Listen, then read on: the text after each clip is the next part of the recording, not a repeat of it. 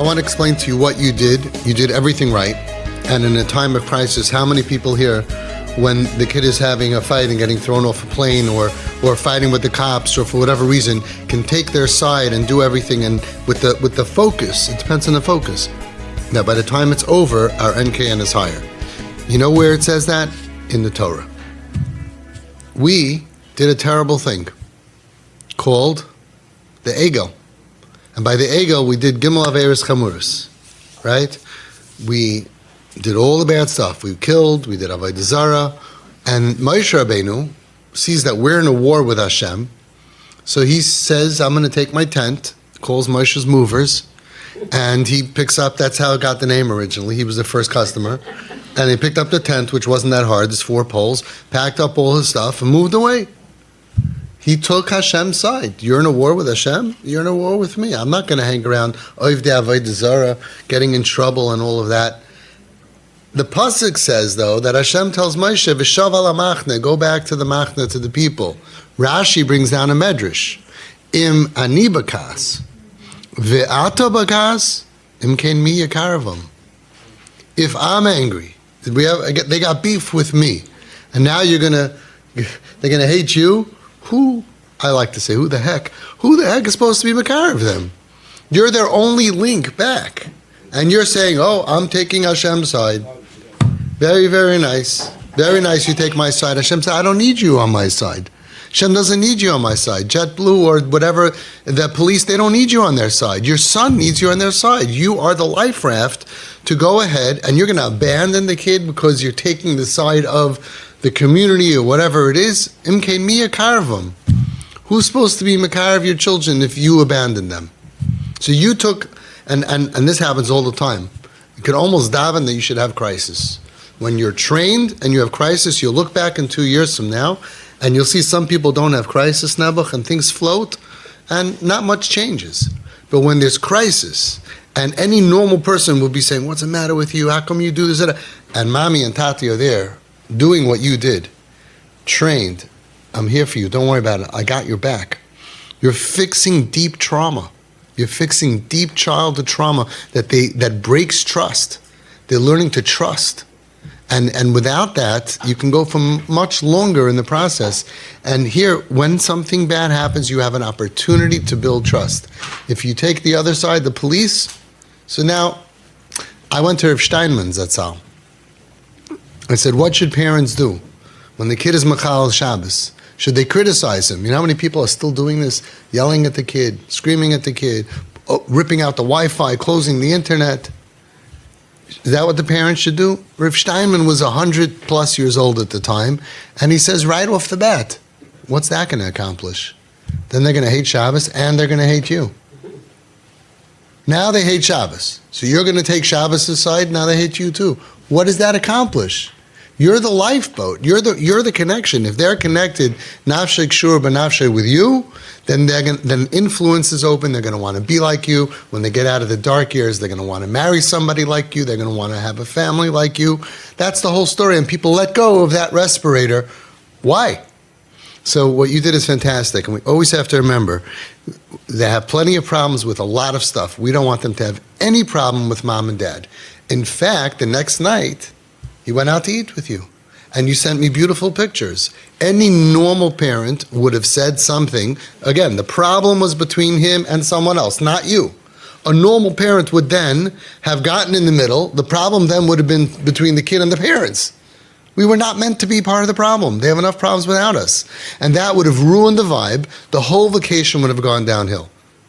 Everything would have been bitter, angry. The parents would have gotten frustrated. I took off work. I spent so much money, and I took off time, and I did this and that, and this is the way you treat me, and all I was doing, and all I said, and you didn't get any of that. The kid is struggling with his job. The kid is struggling with Hashem. The kid is struggling with the police. The kid is struggling with community, whatever it is. You are not part of the problem.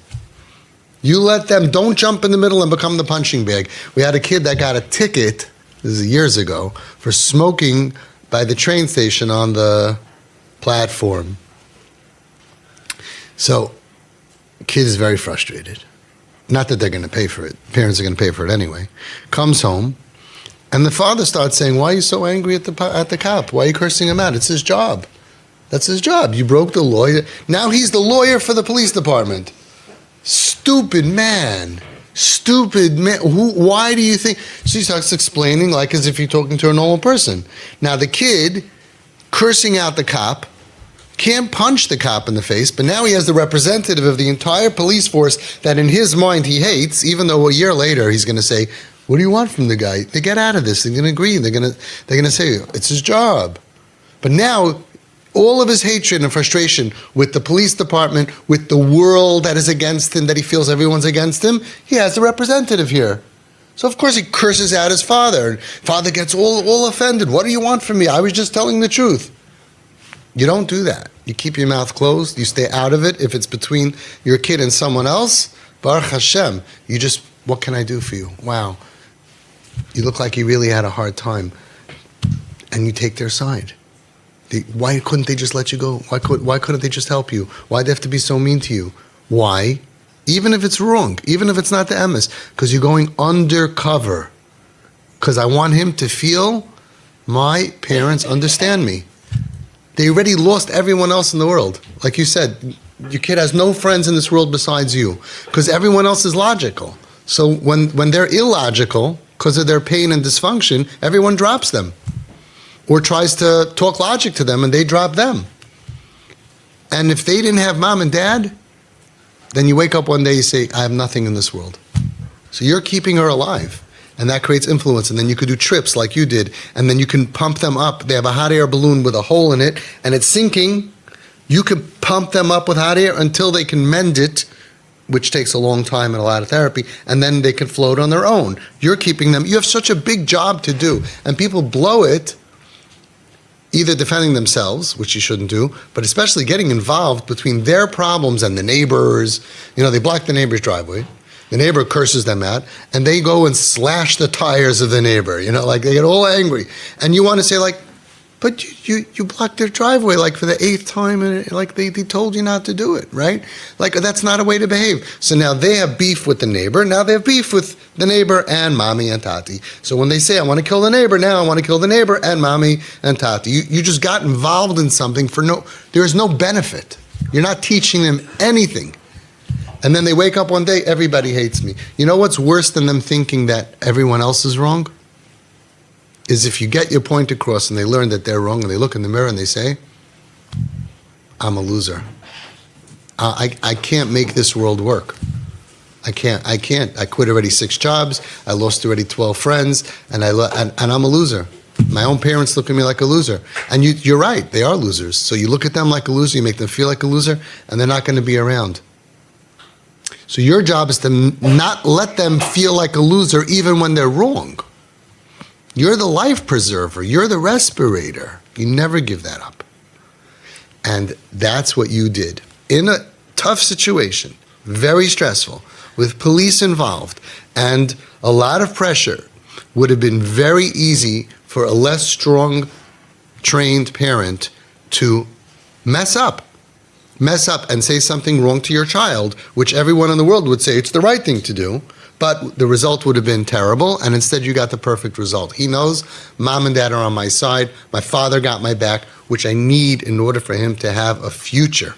So I would like to give you the award